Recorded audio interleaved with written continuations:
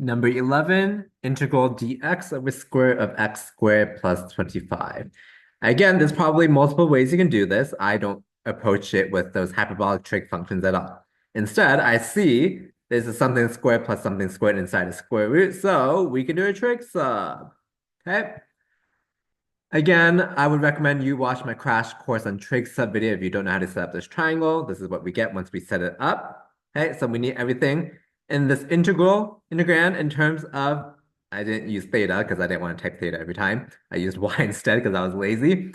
Okay, so everything in this integrand in terms of y, the angle y. So we need x.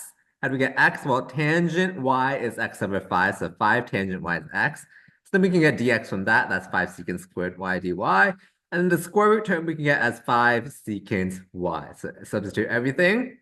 We have this right here, and then that simplifies to the integral of secant y dy.